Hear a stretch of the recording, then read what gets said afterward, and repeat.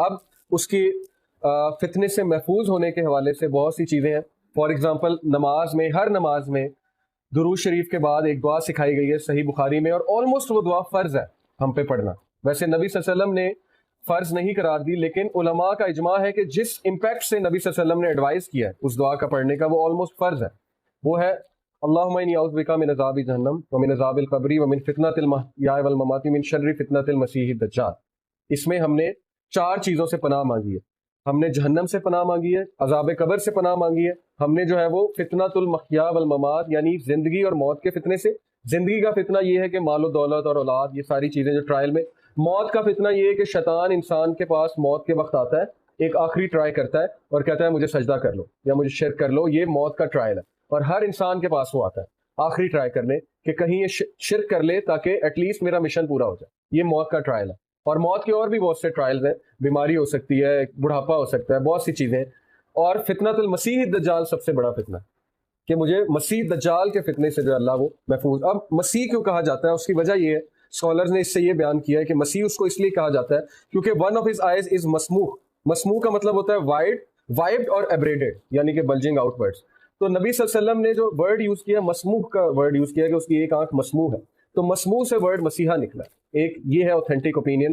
دوسرا ایک اوپینین یہ ہے کہ مسیحا کا مطلب یہ بھی ہے کہ ہی ول سروے اور travel throughout the earth یمسا ان 40 days. یمسا یعنی 40 days میں وہ ٹریول کرے گا، تو اس لیے بھی اس کو مسیح کہتے ہیں. لیکن زیادہ اوتھینٹک ویو یہ ہے کہ مسما یعنی مسموع، ممسو یعنی کہ اس کی جو آنکھ ہے بلجنگ آؤٹ ورڈز ہے، دیٹس وائی ہی از دا مسیح.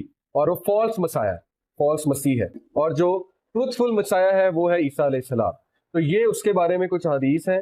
اور نبی صلی اللہ علیہ وسلم نے فرمایا کہ جس وقت جمعے کے خطبے میں دجال ڈسکس ہونا بند ہو جائے گا جمعے خطبوں میں، تو تب دجال کا ظہور ہو جائے گا. اور آج آپ دیکھیں کہ بڑا ریئر ہے کہ جمعے کے خطبوں میں دجالی فتنہ سمجھایا جا رہا ہو، حالانکہ وہ سب سے بڑا فتنہ ہے.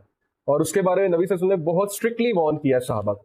ایک شخص تھا، اس کے بارے میں یہ ڈاؤٹ تھا کہ یہ دجال ہے، تو اس شخص کو حضرت عمر رضی اللہ عنہ قتل کرنے پہنچ گئے. انہوں نے کہا کہ میں اس کو قتل کروں گا. تو نبی صلی اللہ علیہ وسلم نے روک دیا کہ اگر تو یہ دجال ہے تم اس کو فیس نہیں کر سکتے، نہیں مار سکتے، اور اگر یہ دجال نہیں ہے تو پھر ایسے ہی ایک بے قصور آدمی کا تم قتل کر دو گے، تمہارے ہاتھوں مارا جائے گا. اس سے یہ ثابت ہوا کہ ایون حضرت عمر جیسا مومن اسٹرانگ انسان بھی دجال کو فیس نہیں کر سکتا تھا.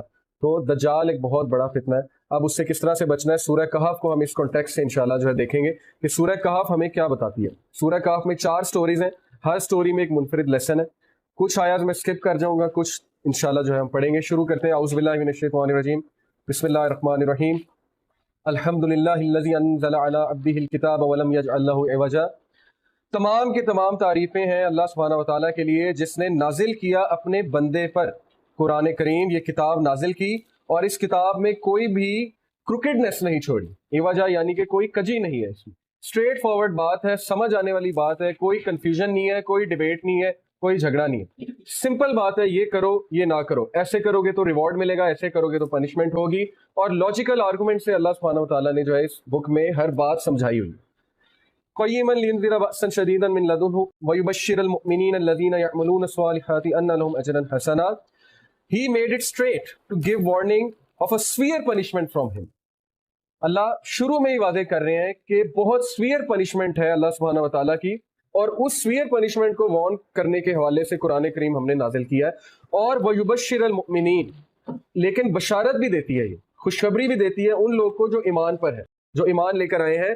یا الذین یعملون الصالحات ان لهم اجرا حسنا، جو کہ ایمان لے کر آئے ہیں اور نیک عمل کرتے ہیں کہ ان کے لیے بہت زیادہ اجر ہوگا، بہت خوبصورت اجر ان کے لیے ہوگا. ماکثین فیہ ابدا، they shall abide therein forever، وہ وہاں ہمیشہ ہمیشہ کے لیے رہیں گے. جنت کی بات ہو رہی ہے بیسیکلی. وَيُنذِرَ الَّذِينَ قَالُوا اتَّخَذَ اللَّهُ وَلَدًا، and to warn those، اور ان لوگ کو وارن کر دے جو کہتے ہیں کہ نعوذ باللہ اللہ سبحانہ وتعالیٰ نے بیٹا جنا. سورہ مریم میں اللہ نے اس آرگومنٹ کو بہت خوبصورتی سے ایڈریس کیا. اللہ نے کہا کہ کیا وہ کہتے ہیں کہ نعوذ باللہ اللہ سبحانہ وتعالیٰ نے بیٹا جنا. اللہ کہتے ہیں کہ اس بات کو سن کر آسمان پھٹ جائے اور زمین بھی پھٹ جائے، یعنی کہ اتنی بےہودہ بات تم نے کی ہے. کیوں بےہودہ ہے؟ کیونکہ بیٹے کی پیدائش کے لیے ایک پروسیس ہے، اور وہ پروسیس سے اللہ سبحانہ وتعالیٰ بری ہے، جو ایک بایولوجیکل پروسیس ہے بیٹے کی پیدائش کے لیے. تو ہاؤ ڈیئر یو کہ تم اللہ سبحانہ وتعالیٰ کے حوالے سے وہ چیز کیسے منسلک کر رہے ہو کہ نعوذ باللہ اللہ نے حضرت مریم سے جو ہے وہ نعوذ باللہ وہ پروسیس کیا ہے جس کی وجہ سے عیسیٰ علیہ السلام کی جو ہے وہ پیدائش ہوئی ہے. پھر اللہ نے اس کو اس طرح بھی ایڈریس کیا ہے کہ عیسیٰ اور اس کی ماں تو کھانا کھاتے تھے، تو کیا اللہ سبحانہ وتعالیٰ کھانا کھاتے ہیں؟ تو وہ انسان، وہ شخص جو کھانا کھاتا ہو، کیا وہ گاڈ ہو سکتا ہے؟ جبکہ اللہ الصمد، اللہ تو انڈیپینڈنٹ ہے، اللہ تو رازق ہے، کھانا کھلانے والے ہیں. ہاؤ از اٹ پاسبل کہ گاڈ خود کھانا کھاتا ہو؟ عیسیٰ تو کھانا کھاتے تھے، مریم علیہ السلام جو ہے تو کھانا کھاتی تھی. تو اللہ نے کہا کہ ان کو اسٹرکٹلی وارن کر دے. کیوں؟ ما لهم به من علم ولا لآبائهم كبرت كلمة تخرج من افواههم ان يقولون الا كذبا. ان کے پاس کوئی علم نہیں ہے، نہ ان کے آباء و اجداد کے پاس کوئی علم تھا. یہ بہت بڑا کلمہ وہ اپنے منہ سے نکال رہے ہیں. دے اٹر نتھنگ بٹ اے لائی. ان کو پتہ ہی نہیں کہ اس کے ریپرکشن کیا ہے، اور کتنے نیگیٹو ریپرکشن ہے اس چیز کے کہ اللہ کا بیٹا ہے، نعوذ باللہ. اس چیز سے پوری کرسچینٹی نے جنم لیا، اور یہی دجالی فتنہ ہے کہ دجال ان کو مسیحا بن کے دھوکہ دے گا، عیسیٰ بن کے دھوکہ دے گا، عیسیٰ علیہ السلام بن کے، اور بہت سے کرسچنز کو جو ہے مزید وہ گمراہ کرے گا. تو اللہ کہتے ہیں یہ بہت بڑی بات ہے. بائی دا وے سورہ کہف جو ہے اس کی شان نزول یہ بھی ہے کہ مشرکین نے نبی صلی اللہ علیہ وسلم سے، یہودیوں سے مشورہ کر کے کہ بتاؤ ہم اس کا ٹیسٹ کیسے لیں، یہ جو اپنے آپ کو نبی کہہ رہا ہے اس کا ہم ٹیسٹ کیسے لیں. تو یہودیوں نے کہا کہ ان سے آپ 3-4 سوال پوچھیں. ایک ان سے ذوالقرنین کا پوچھیں، ایک آپ کو، کہ یہودیوں کے بادشاہ تھے، اور ایک آپ ان سے روح کے متعلق پوچھیں کہ روح کیا ہے، اور پھر آپ ان سے جو ہے وہ اصحاب کہف کے بارے میں پوچھیں، تو اور خضر کے بارے میں پوچھیں. تو یہ انہوں نے مشورہ دیا. تو اس بیسس پہ وہ آئے نبی صلی اللہ علیہ وسلم کے پاس اور کچھ سوالات رکھے. تو نبی صلی اللہ علیہ وسلم کیونکہ وحی کے بغیر کچھ آنسر نہیں کرتے تھے، انہوں نے کہا میں آپ کو اس کا جواب دوں گا کل، لیکن انشاءاللہ کہنا بھول گئے.